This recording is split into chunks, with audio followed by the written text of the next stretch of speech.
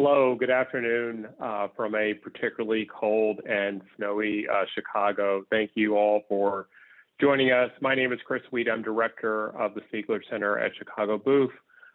Today we are happy to host Ido Baum, Sally Hubbard, and Didi Lachman Messer for a conversation about the development of new methods for antitrust laws. The conversation will be moderated by my colleague, Filippo Lancieri. Please, before we begin, note that we are on the record and we will post a video on our YouTube channel later. If you have questions for the speakers, we will address them in the last 15 minutes or so, and you can submit them via the Q&A icon at the bottom of your screens. As usual, views expressed by guests are their own, not those of the Stigler Center or the University of Chicago. We hope that you will join us for more upcoming webinars, so please check our website as well as our publication Pro Market and our Capitalism podcast. You will find links to both of these in the chat. So now please allow me to very briefly introduce our speakers.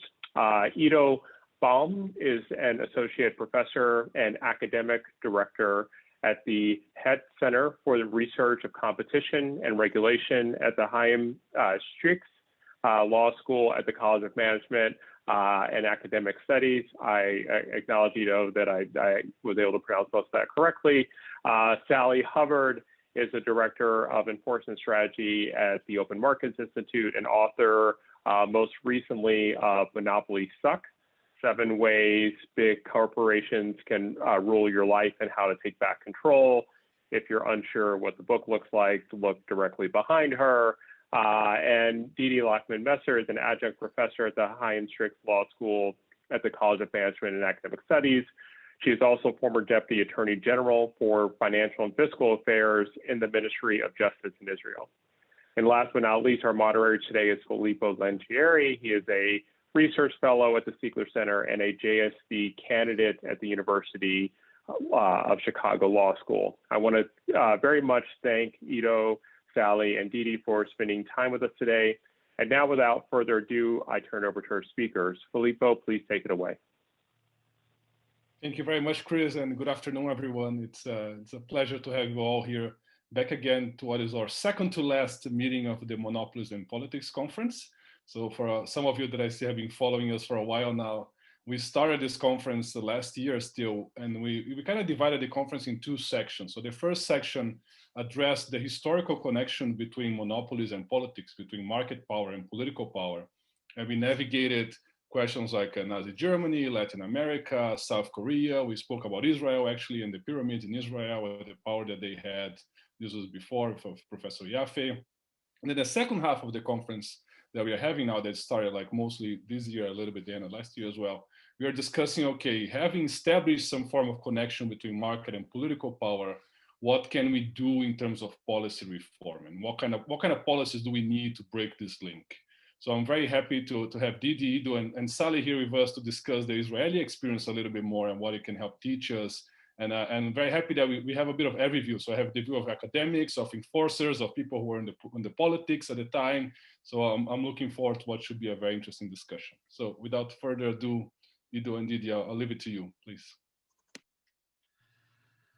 Thank you, Filippo. It's great to be here, and thank you for letting us share the thoughts and this paper and the presentation that describes the paper and the sort of historical process that Israel went through over approximately 3 decades that helps us to suggest some insights into a missing link in the jigsaw puzzle of looking at economy-wide concentrated entities, and that's how to identify these entities. Now, what you would see is that Israel is kind of an experiment, a laboratory, to the best of our knowledge, the only one that actually developed a methodology for doing so. That's why on the left side, you can see the Israeli parliament, the Knesset, and this methodology has its foundations in a lot of scholarship that came from the United States. So we're hoping that this paper can contribute some of the insights back to the United States after the experience in Israel.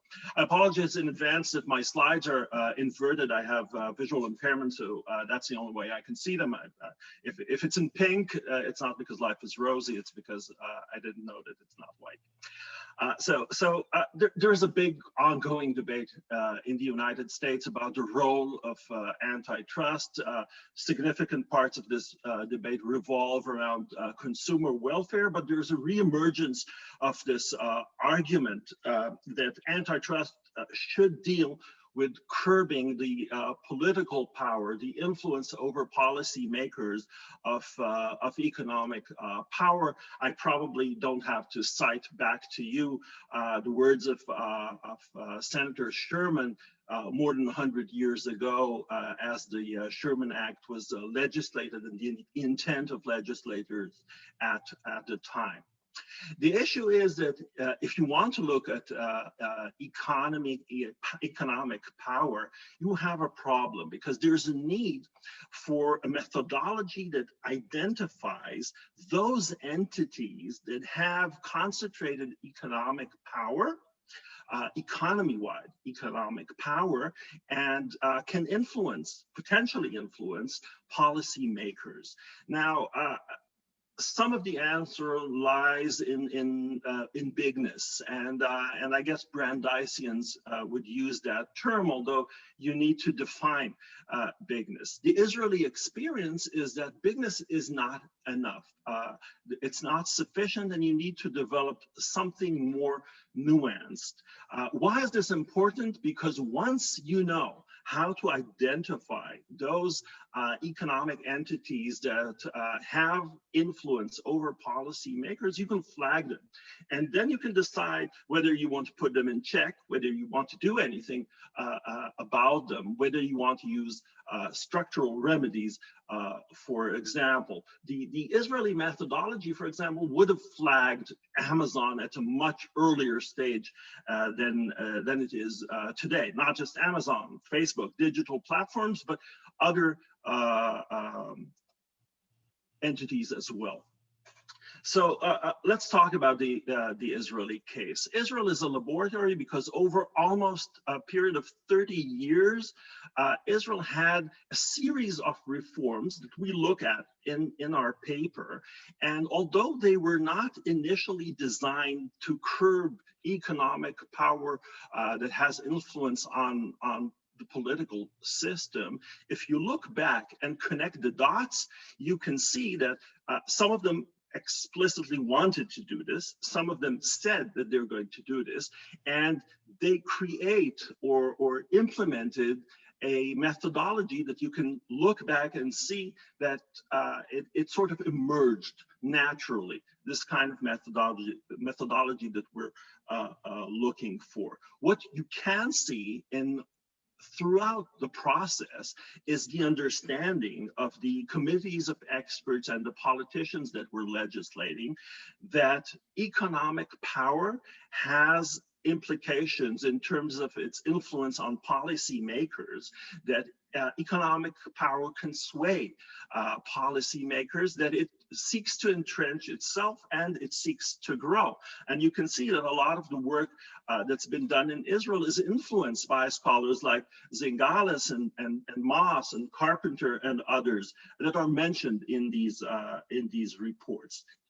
What's striking is that none of these reforms used antitrust law. And we'll discuss that probably with Didi, who was part of almost all of these reforms in her previous position in the Ministry of Justice and afterwards. So here's a brief outline of the reforms. We're starting in 1995, following a series of economic crises. The Israeli government decides to form a committee, the Burdett Committee, to look at the problem of the banks. Israel at the time, emerging from a mostly socialist economy into becoming an advanced free market economy has a very small number of banks and very concentrated and holding conglomerates that control or influence significantly the industry and the commercial sector. It's striking to look at the report that was written in 1995 or soon after, because here it's actually citing just the Israeli report is citing the dissenting opinion of Justice Douglas in Columbia Steel that echoes Cursive Bigness by Brandeis in saying the banks are so big that they're actually governing the government. And so the response of that committee was splitting up the banks from their non-financial holdings. But that was not enough. 9 years later, the banks are still strong. And so another committee is set up. Didi was a member of that committee, the Bachal committee, that realized that the bank's position in the credit market is so strong that they need to be split up from the long-term savings holdings, the mutual funds, the pension funds. And again, you see structural reform where the banks are forced to sell off their holdings in the long-term financial sector. A few years later, in 2010, indicators show that Israel has a problem. You've probably discussed this in this forum with Ishai Yaffe regarding the pyramids, but it wasn't just the pyramids. If you looked at the Bank of Israel report in 2010, you'd see a series of indicators that show that Israel is controlled by a small group of individuals or families that control approximately 20 or 24 conglomeratic corporate pyramids that control more than 50% of the market, that consume more than 50% in debt, more than 50% of the credit market of financial institutions, that use corporate pyramids in sizes, in terms of layers that are second only to Colombia in that time, that exist in multi-markets and have multi-market contacts, even if they're not monopolies in their markets. And as a result, Israel is experiencing a very high cost of living, and reforms are stifled in a lot of these markets, and the prices specifically in the markets where these pyramids are operating are very high. As a result, the government sets up a committee in 2010 that ends up with legislation in 2013 and offers three major reforms. Again, structural reforms. Reform number one, breaking up these corporate pyramids if they're too big on the financial and the industry, the non-financial side. If you have a big bank and a big commercial company, you have to choose side, you have to sell one of them. And that actually happened within a process that took 4 to 5 years.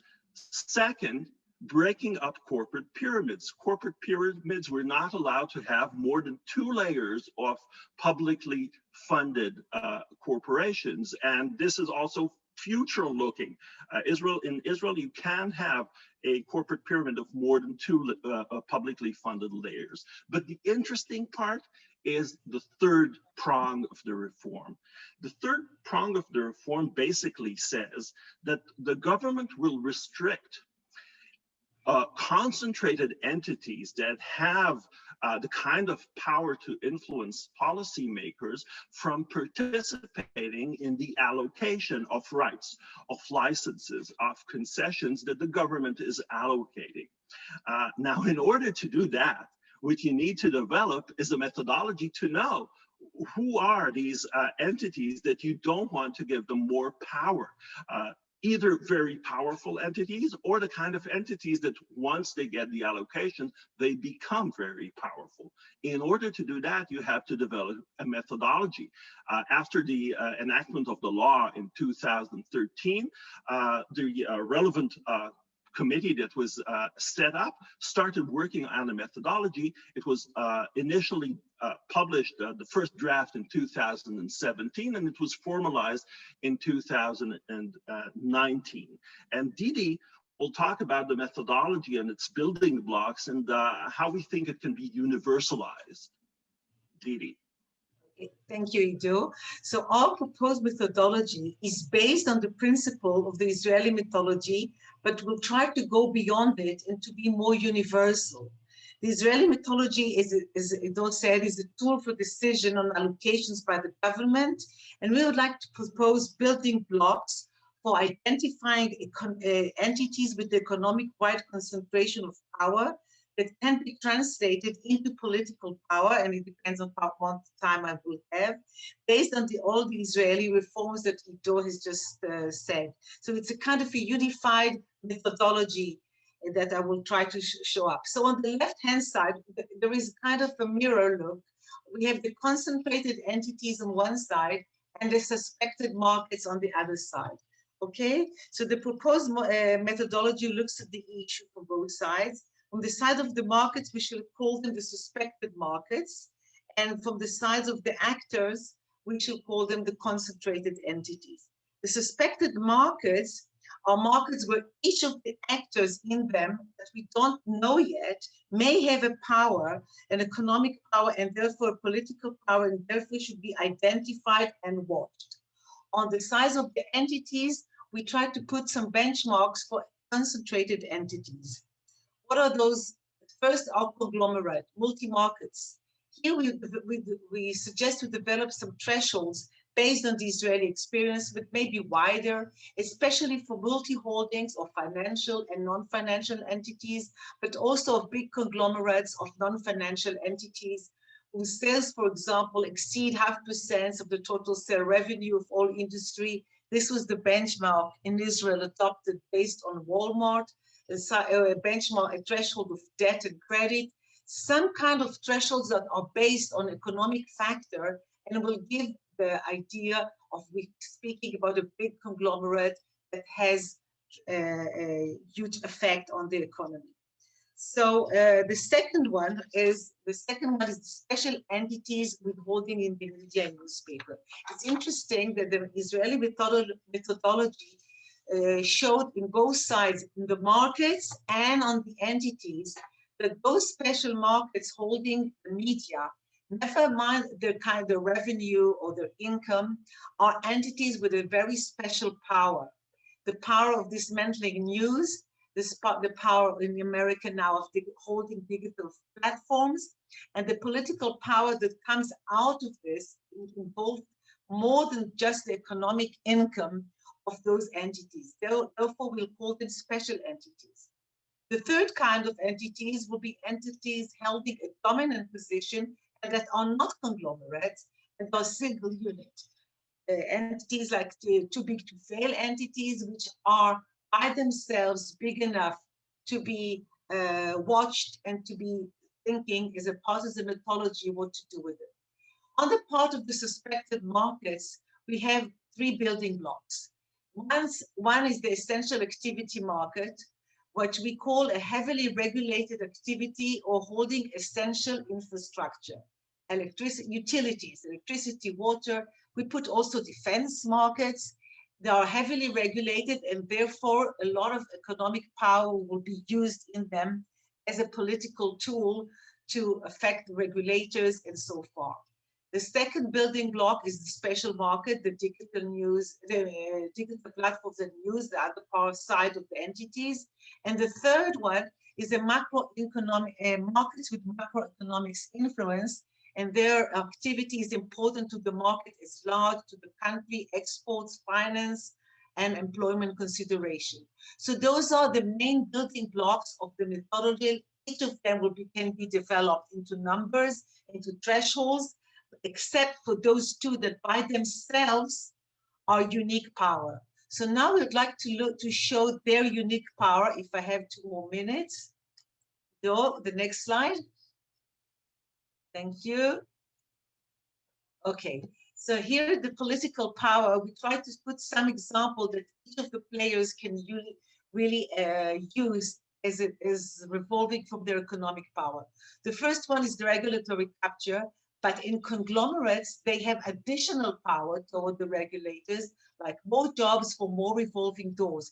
Therefore, the regulatory capture of wide economic power is bigger than the single entity one. Then on the second side, the second part can be a threat of shutdown or unemployment. And this threat gives the party, the entity, economic power and political power to influence the regulators. We call this political power the bargaining power and the influence power, both of them.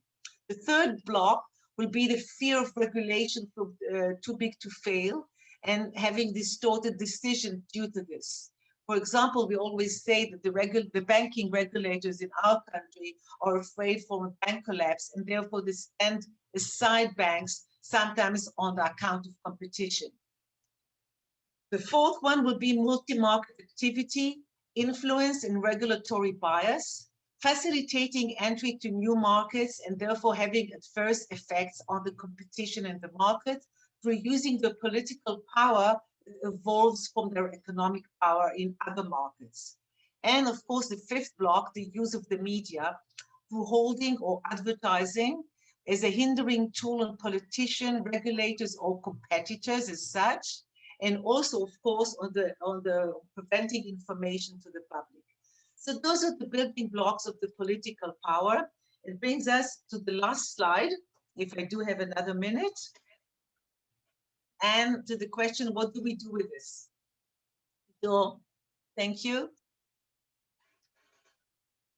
Well, there it is. Okay, the last one. Now, this is the political power, the next one. Next one is thank you. Oh, next. Yeah, exactly. This is the last one. And this is having the methodology. That's right. Having the methodology, knowing the kind of power that can be used. What do we do with it? So first we identify the entities and the market, the characteristic, the possible bargaining power. Then we have the big challenge, which is the policy challenge. What do we want to do with those identified entities and markets? What do we want to prevent?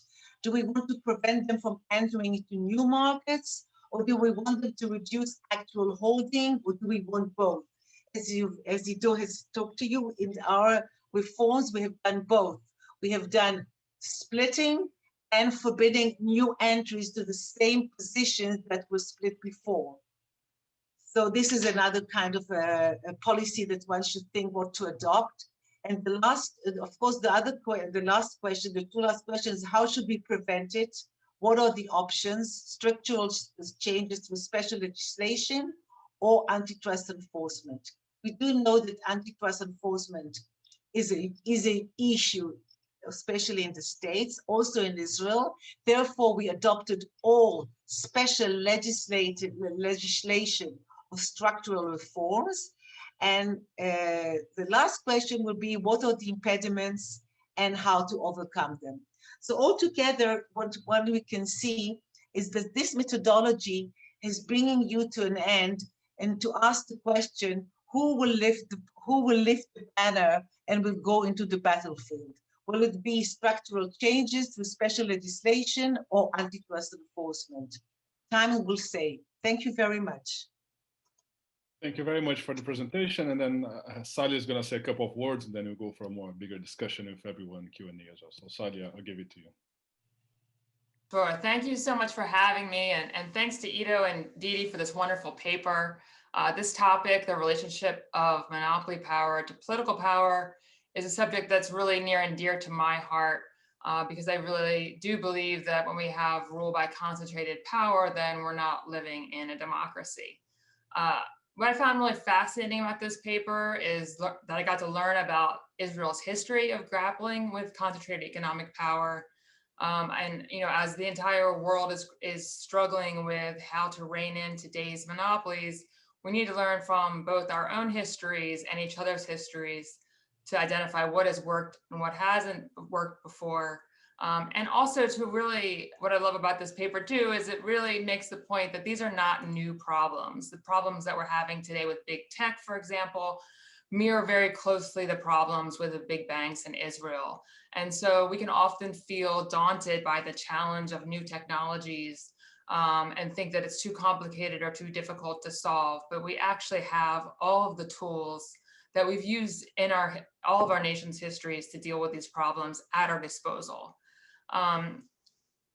In terms of Didi's question of should it be antitrust enforcement or should it be legislative fixes to create structural change, I think the answer is both. I think the way that these conglomerates developed in Israel is a bit different than maybe the way they've developed in the US, where if we had robust antitrust enforcement, I don't believe we would have the economy-wide multi-market concentration that we have now. Because a big tool that has been used, or a big strategy that has been used by today's monopolies is monopoly leveraging, where they take their monopoly power in one market and use it to muscle their way into other markets, or through anti-competitive acquisitions, acquiring competitive threats in either their own market or adjacent markets. So strong antitrust enforcement could stop these conglomerates and this economic-wide concentration in the first place, and doesn't only have impacts within a single market. It has impacts on kind of the spread of the octopus of monopoly power into multiple markets. So strong antitrust enforcement is part of stopping the problem. But once we get to this point that we're at now in the US, and I think a large part of the world, where we have these conglomerates that are already ruling, antitrust enforcement on its own is probably not enough. We do need legislative reforms. We've seen in the US, Representative Cicilline, who investigated the big tech platforms, calling for a legislative fix for structural separation similar to the Glass-Steagall Act that was passed back in the 30s in the US. So we definitely need both. And I think we need to resist the temptation to say, well, antitrust isn't the solution, so what is? And instead think, how do all these different solutions fit together? And that's how I loved what the word that Ido used, which was, it's a jigsaw puzzle. And we have all these different fixes. When we broke up AT&T in the US, it was antitrust enforcement, but it was also regulatory reform that required interoperability and non-discrimination rules. So antitrust is only part of the toolkit. The other question, I think, is what do we do when our politicians are already captured? These measures for identifying corporations that will have tremendous political influence are helpful before that influence has been obtained. But particularly in the United States, there's tremendous problems, not just in the different ways that are identified in the methodology of influencing policy, but in terms of lobbying and the amount of money that these corporations spend. I mean, I wrote down, 18 million was spent by Amazon last year in federal lobbying, and 20 million by Facebook. And that's on top of all the different other concessions like tax subsidies. So I think the big questions are, that are posed by this paper that are really excellent are, what are the rules that we can put forward to stop economy-wide concentration from developing in the future, both through stronger antitrust enforcement, but also some of these thresholds and these bright line rules. We have a proposal out in the US right now by Senator Klobuchar saying that once corporations have a certain size, they should not be allowed to do any mergers anymore.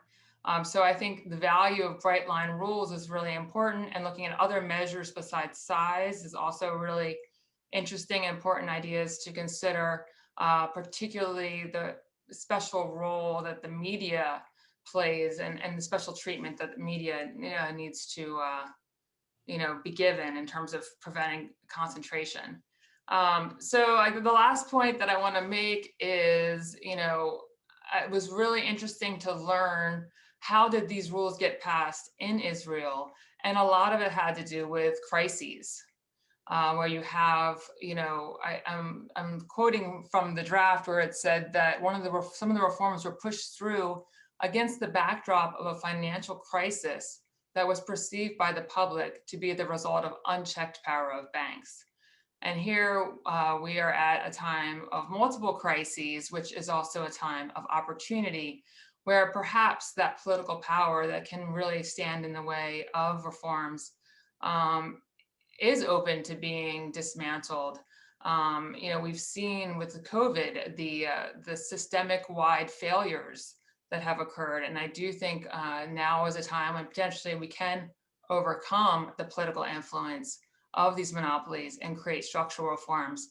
But that is certainly what I see as the challenge. And I'd love to hear from you all ways that we think we can deal with those obstacles. Thank you very much, Sally. And I think these are all great questions. And I wanted to kickstart the debate, though, going a little bit before and addressing the methodology first, and then I'm sure we're going to move to more a bit of the policy questions as well. So in the 1960s, there was a Supreme Court justice here in the US. His name was Potter Stewart. And when he was discussing how to tackle hardcore pornography and obscene and lewd content, they gave him all these movies to watch, and he gave a famous declaration that he said, like, oh, it's very hard to develop a standard, but I know it when I see it what is hardcore pornography, And in a way, the challenge, I think, of the antitrust system and the changes that you've had since the 60s and the 70s and the rise of the Chicago School was a way to kind of change the system from this I know it when I see it, or like giving too much power to governments, and to where we have a bigger standard, something that's more controllable. And you can understand why, right? So if you think that the same way that governments can enable competition, they can also become a tax on competition, right? You don't want politicians taxing companies that are successful just because they became big or because they became successful. You don't want even worse companies using politicians to attack their competitors. So this was the whole concern of the Stigler capture and all of these areas. So I wanted to understand a bit more, how was this methodology kind of employed in Israel? And also from Sally, who was an enforcer and can think about this, for many years. So do you see the Israeli system giving this kind of predictability and this kind of like standards that can be enforced anywhere? Or do you still see it very dependent on who is the one running the show, who are the people? Because the criteria sometimes they seem objective, like turnover, but sometimes they just seem a bit more open-ended, like as a strategic industry or something like this. So how did this apply in practice? And I think that, Sally, I'd love to hear as well how you think it could apply in practice in a system like ours nowadays. Okay, yeah, maybe I'll say something and throw the ball to Didi, because this is something that we've discussed. I think we've been working on this paper for a year now, and we're always discussing this issue because Didi came from the Potter Stewart position. I see power. I know, because I've been in government, and I set out to dismantle power, because that's the Brandeisian view and Justice Douglas's view. It's power, it's bad. Let's dismantle it, because dissipation of power is good. And when I hear this, I become really angry, because this is unpredictable, and in my view, it's really hard to tackle power in this way, because power replies with a lot of lawyers, a lot of economists, and a lot of scholars that come at you with legal opinions and economic analysis that says, no, what you see as power is actually, the dynamics of the market. And so this is an ongoing debate, and Didi can share with you the experience of handling this. Okay, thank you. The methodology went a step further than the usual. They have some strength, and let's break them. First of all, I would say that the two first committee, the Product Committee and the Bahar Committee, splitting the banks, did show exactly the harm that was done by these multi-concentrated banks acting in other markets. The third, the methodology offers you, but the whole concentration law offers a very clear methodology. First of all, you have to declare who is a concentrated entity. So you have this kind of certainty, and just lately on February 2020, a new group of entities were declared such. And such declared concentrated entity know that The next time they will want to step in another market, Sally, they will be reviewed. So in Israel, they will only be reviewed if it's state allocation. But we propose to go further wider and to say, no, this is also could be another chapter in the antitrust, which we'll call economy-wide concentration power. And this chapter in the antitrust law, for example, would say if there are concentrated entities declared according to thresholds, influence, media, etc., that want to enter into special markets, not to every market. If they want to attend, for example, if they want to enter parking markets, maybe it's not such a big problem. But if they want to enter special infrastructures, then their political power, their economic power will be aggregated, will be bigger. The political power will be much bigger, and therefore they can use this power to enforce a bargaining power toward the regulators on the new market they entry, and not only harming their competitors, but also influencing the government to do maybe regulation in a how can I say, much less important, much less effective on those infrastructure. So every time those declared entities that we said too big to fail, etc., would want to enter, as you said, Sally, a new market, it will have to be reviewed according to the political and according to the economic power that they will get through this entry, and the political power that will derive out of their previous holdings and the possible new holdings. And therefore they should be reviewed and decided, and merger could be denied. And once this methodology will be accepted, and it's kind of very clear, then there is no uncertainty, there is no, I see power and I'm dismantlist, but there is a kind of a process by which the economy puts on borders on economic power that can be translated into huge political power. Just a question following this, and I think we have a question from Luigi already, so feel free to send me questions on the Q&A and I'll read it. But what kind of evidence did you use to support this? What was in the analysis? Like, was like turnover? Was it like, so how do you separate this, like, this company is too big from this company is big, but it's not that big, Like, I think, I understand the rationale behind it and why would want to block this. I think we're trying to understand is like, what kind of data would you use to actually pinpoint and say, oh, Ido's company, Ido's a tycoon, we know him because not only because he's worth $10 billion in the stock market, but because of other characteristics. Not because of his sunglasses, So the answer is looking at turnover. You have thresholds of turnover. You can have thresholds of the valuation of the firm, debt, the amount of debt taken by the corporation as or the conglomerate as part of the entire credit market. But you also have, in terms of very big financial institutions, the managed assets. In banks, it's the balance sheets. In the financial institutions, it's managed assets as part of the financial markets. And as Didi said, there are entities that are per se identified as a holding power, and these are media entities, and we think defense industry entities as well. So once they try to acquire, in the Israeli context, it's apply for allocation of rights, then they're reviewed. Another example is how many rights or licenses the entity has. For example, if an entity has 12 licenses for generating electricity, which is a heavily regulated market in Israel, that's a really big number, and the numbers are actually there to capture the big players, the big conglomerates. I mean, it's not that they don't know that they're there, and there is, because Israel is not that big, there is actually a list. So that's a part of the certainty. The committee that's in charge, the ongoing committee that's in charge of reviewing concentration of power, publishes a list of all the entities, all the corporations that belong to conglomerates or are standalone and fall within the definition. So you really know when you're there.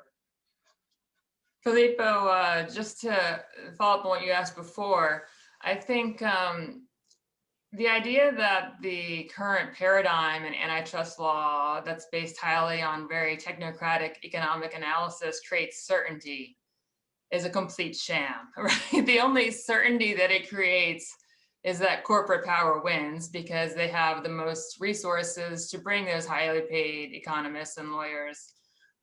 We've seen, just crazy decisions coming out of judges, completely untethered to the facts on the ground. And I think a more structural approach could create certainty for businesses. I don't think businesses have a lot of certainty when it comes to antitrust right now. I really don't think they do. The law allows for so much manipulation and discretion from judges. We saw that with the Sprint T-Mobile merger in the US, right? I mean, should have been a straight, clear block under antitrust standards. So I like the approach of having thresholds that are identified, available to all businesses to understand these are the thresholds that can't be passed. One approach is, looking back in the US to the 1968 merger guidelines, when there was just straight rules. Once you have this much percentage market share, you can't merge. And so that definitely creates far more certainty than battles of highly paid economic experts under our current approach, for sure. Discussing what is the exact market in which the entity operates. Is it the ice cream market, or is it the right? The whole, and I would just like to add, if I can, it's not only threshold of revenue to be part of the export. For example, if an entity that holds that have macroeconomic indicators having 30% or 35% of the export of the country, we can understand that this entity has an economic power on the politics of exportation. So we just don't tell her, we just want to review, by defining these entities, we just tell them you are under a projector when you do your next step. You might be very much able to do it. For example, in Israel, I would just want to tell you that after the methodology, many decisions have allowed concentrated entities to enter into new markets after reviewing the pro and the cons. So it is exactly like in the merger. You can do a merger if this merger does not harm competition. And we are not speaking of the competition in the certain market of ice cream, but on a wide competition, wide economic approach of your economic power that you can bring from one market into another market to hinder the competition. So I think this wide approach with threshold is can be a new chapter in antitrust law. Okay, and then, sorry, thank you, Noda. I think this is all very interesting discussion. And just to understand a bit better, and I think connecting to a question from Luis Fonseca that we have, so is this kind of like an assumption that at some point big is inherently bad? So imagine, like he used the example here, like Amazon. Imagine that Amazon is huge just because, let's take it out whether it's doing good or bad stuff. Let's assume it's good, and then it controls the marketplace. At this point, would you trigger the methodology just because big is bad, or do you have a subtleness to kind of adapt depending on the kind of company, so like to separating between like good monopolies from bad monopolies or something like this? So how would you answer to that? No? Okay, so I don't think big is bad, and actually the methodology allows for organic growth, although in certain areas it does assume that over a certain threshold, in the context of the Israeli economy as a whole, you may be capped. You may be capped. I don't remember the exact numbers just now, but organic growth is okay, and bigness is okay unless you want to use that bigness to make a move that threatens the or has implications in terms of influencing policymakers. If you're very big and you're trying to acquire a newspaper, that becomes an issue. or if you're very big and you're acquiring small companies that may innovate in the future along the lines of your business or in adjacent markets to your business, that's an issue that that should be looked at. In Israel, by the way, that's not part of the methodology. It's only the allocation of rights. But if you were trying to get into a new market and you want a new license, and you're very big, then you won't get that license. And it's not because you're very big. It's not the issue with the bigness per se. It's because we want dissipation of power. We want more competition in these markets. So we want this license to go to another competitor. Can I ask, how would you imagine this working in the US, where I think a lot of, like I said, a lot of the growth has been through often monopoly leveraging, like what we saw when US v. Microsoft, when Microsoft said, oh, we've got a monopoly on the operating system, so we're just going to take a monopoly in the browser market. And if we hadn't stopped that with antitrust enforcement, then they would have probably taken a monopoly in the search market. We would never have even had Google, right? So a lot of it is organic, and they're not necessarily applying for licenses. In fact, some of the Silicon Valley ethos is don't apply, forget the laws, don't apply for any licenses. Thinking about Uber. Run away, you know. So, you know, is there a different notification process that you have in mind? And then also on this bigness, I think the fact of the critical infrastructure and the conflicts of interest that come into play when you control critical infrastructure was a big theme, at least in the history that I was reading about Israel, with the banks controlling critical infrastructure of access to capital, and then also competing, you know, as by owning private corporations. So that seems like that's also another point, just to follow up on this, is big bad point of view. Can I? Okay, so I'll say something, Didi. Yeah. I want to say something about the fact that, you know, this methodology, the Israeli methodology, we don't claim that it's perfect. It looks at the Israeli market, so it has solutions to the particular problems of the Israeli market. What we are saying is that it provides some building blocks to identifying the kind of power that then in every market you need to find the relevant structural solutions. So I'm not sure that Israel, because Israel has a relatively small number of monopolies, because conglomerates were spread over multi-markets and had multi-market contacts. So there was no, there are monopolies, of course, but not in the numbers or not in the excessive problem that you have in the United States. And I don't think we can offer a solution to that problem. It just shows you that this is a dynamic issue. You've touched on this as well. For example, even identifying essential infrastructure is a dynamic issue. If you look at the Israeli law, you won't see, for example, pharmaceutical companies. But I think if you had a small pharmaceutical company coming up with a vaccine for COVID, it would become a very important company in an instant. And then you should consider looking at that company. I don't know what it's going to do, but at least looking at it, flagging it, as we say. I would just like to add two things. I don't think bigness as such is big, but bigness as such is threatening. And it depends what power it uses. If it is just, you know, being a very successful company and it is selling lots of products and everybody and the consumers are happy and the employers are happy and everything is all right, so bigness is great. But if this economic power is used in order to enter new markets or to defer competitors or to exploit the consumer or to use power against other, so it depends how bigness is being exercised. And therefore, as we say, the interesting thing about this Israeli methodology, and all the reforms that have been done, is a kind of statement that economic power should be looked upon, how it is used to influence political power. Does it use it for the best of the society and the consumers and the shareholders? Or does it use it in order to facilitate its entries and exploit the markets and maybe also democracy? Okay, I wanted to follow up on something that Sally said in the beginning. So almost none of these reforms were implemented to antitrust measures, right? And then that's not what we're seeing. Like in the US, a lot of what being discussed is stronger antitrust enforcement.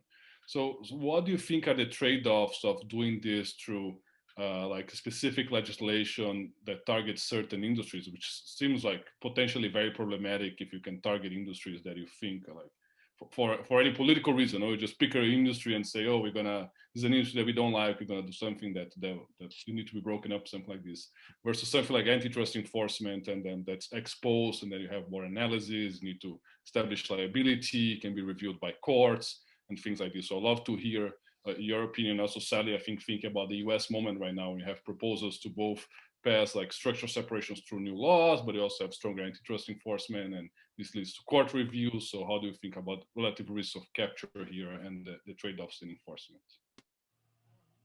You want me to pick? I will try to tell you a story, through this story maybe to explain. So the first reform, I mean, during the Bahar reform, which I was a member, the banks, the reform was about splitting the banks from mutual funds. They hold all the credit, all the money markets and everything, and they were forced to split. So immediately all the lawyers came and gave us all kinds of opinion, legal opinion. This is unconstitutional, being taken, resting on the proposition of taking. And they were threatening to go to the Supreme Court and saying, this is a taking and therefore we should be compensated, etc., etc.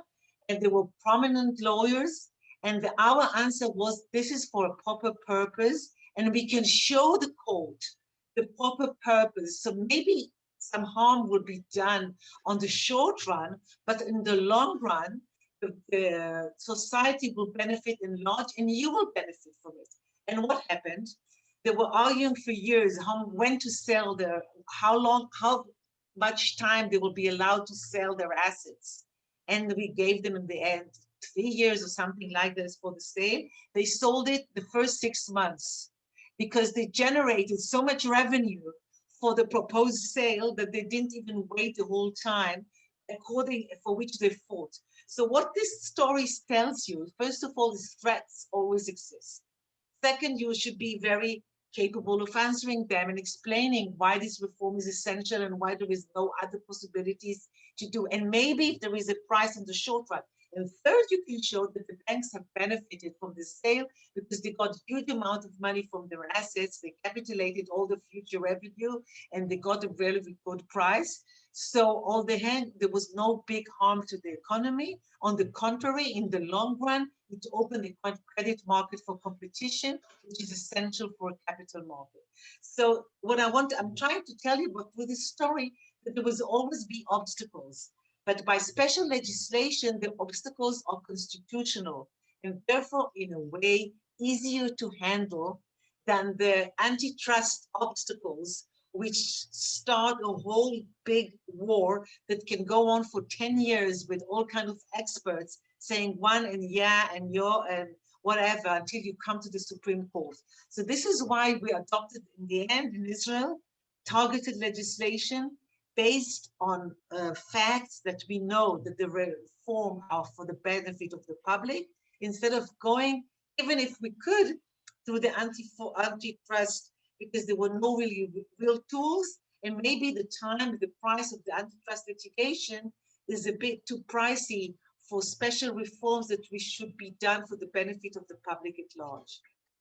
Okay, Sally, do you think there will be any particular limitations, like constitutional limitations? There's a question from John de Figueiredo asking whether like the First Amendment or like takings clause might impede this type of legislation. I mean, they'll certainly argue takings. We've done it before with, like I said, the Glass-Steagall Act, and I'd like to see what arguments were made then. We've done it before with, breaking up AT&T. So we've done breakups before.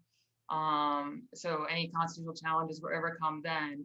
I do think that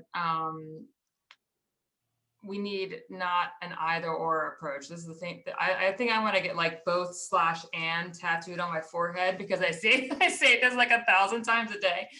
We're not in an either or situation. We've got huge problems and we need to attack them from every angle. So I think antitrust enforcement, plus legislative reform, plus sector-specific regulation. I know you were saying, Filippo, that you're concerned about sector-specific regulation, but in the US, throughout our entire history, we regulated media markets. The FCC had rules about cross ownership limits to make sure we didn't have concentration of media ownership, because we viewed that as so dangerous to democracy.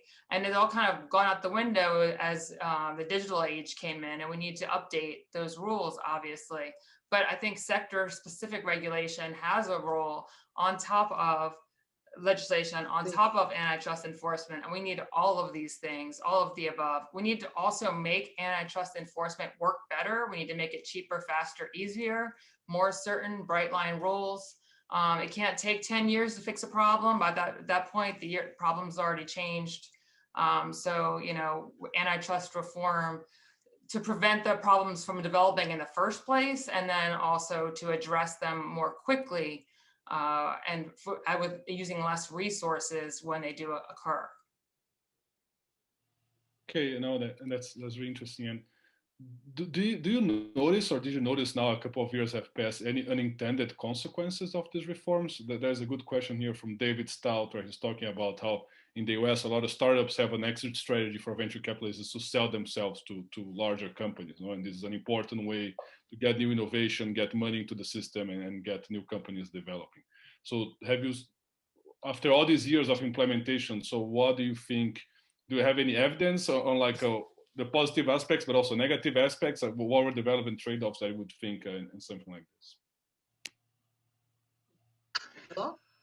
Well, I think it's hard to tell, both on the positive and on the negative side. I mean, there's no real way of measuring the success of this kind of reforms. There's a lot of anecdotal evidence, mostly on the positive side. You see that Israel, I have the graphs here, but we're short in time. So you could see the drop in consumer prices of goods compared to OECD countries after decades of rising cost of living.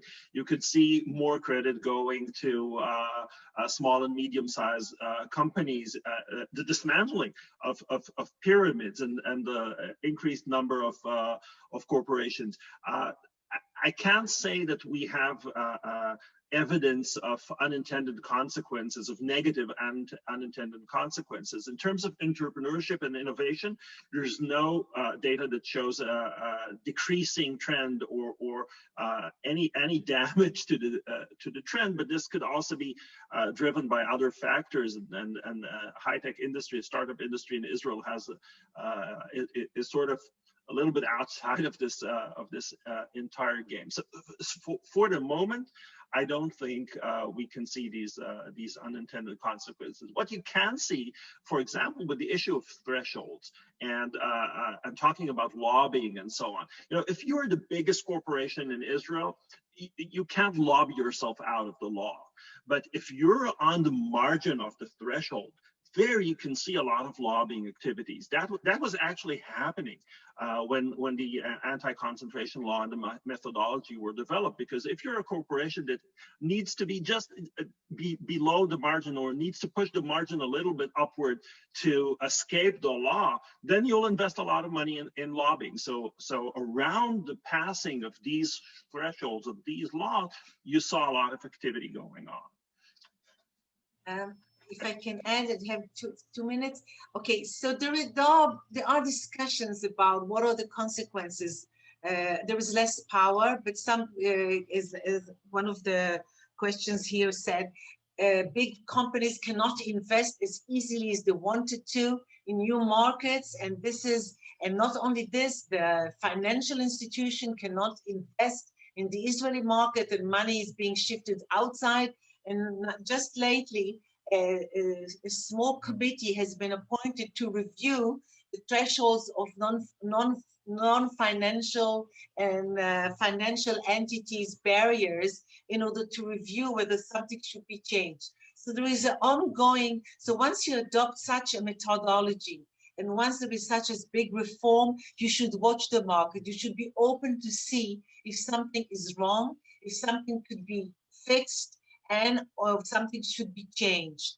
And I think this kind of flexibility of looking at the markets all the time is important when you do structural and antitrust wide concentration reforms. Yeah, I should say, Didi, but these were not unintended consequences. These were very much intended consequences, that some of the investments would go out of the state of Israel, because all of the investments and financing was concentrated in the hands of a few.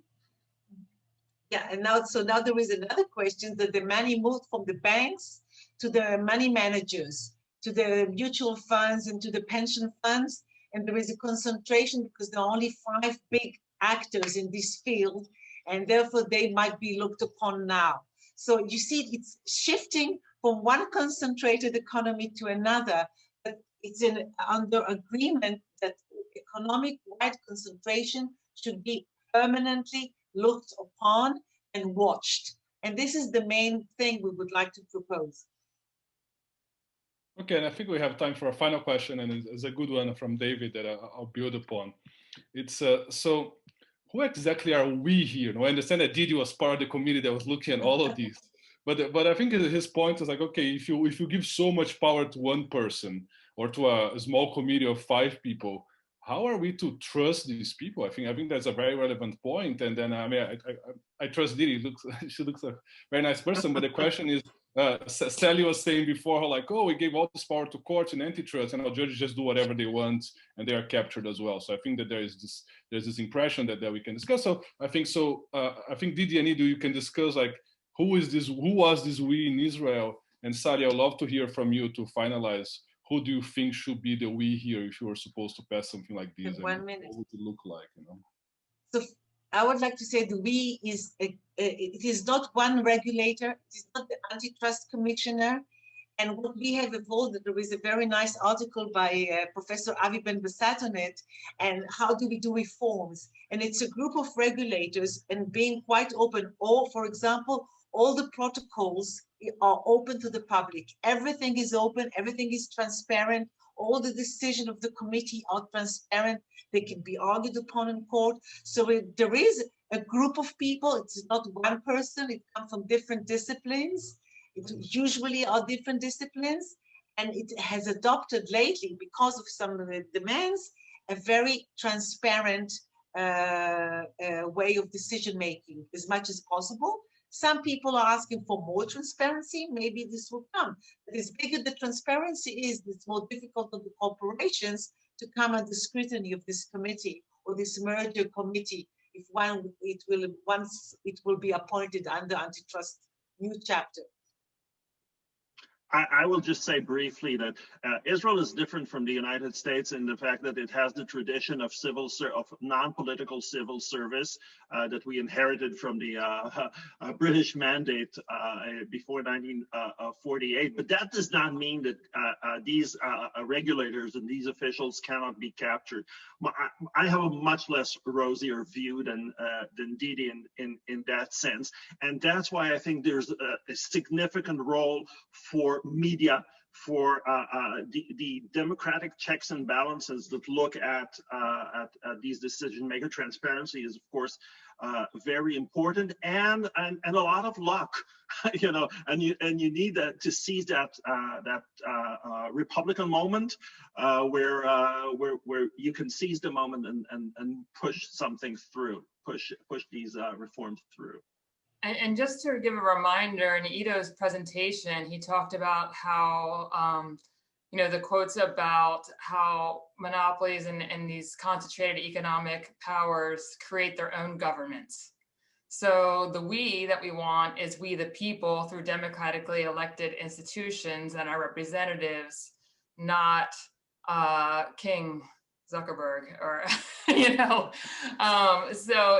when we don't have these checks, we do have the governments by completely private, unaccountable actors. Okay, so for you, Sally, we means Congress then? Yes. It doesn't mean like FTC or something like this. It means it has to be done through Congress. Well, FTC has got oversight from Congress. So okay. FTC as well has congressional oversight. We as government, and we need to do all these anti-corruption reforms to make sure that government is ruled by the people instead of ruled by corporate power. Okay. Well, with these wise words, I think I'll conclude today's discussion, which I think was very interesting. So thank you very much, Didi, Ido, Sally, for joining us, everyone at home as well for joining us. And we hope to see you next week for our final installment of this conference. Thank you. Thank you very much. Thank you.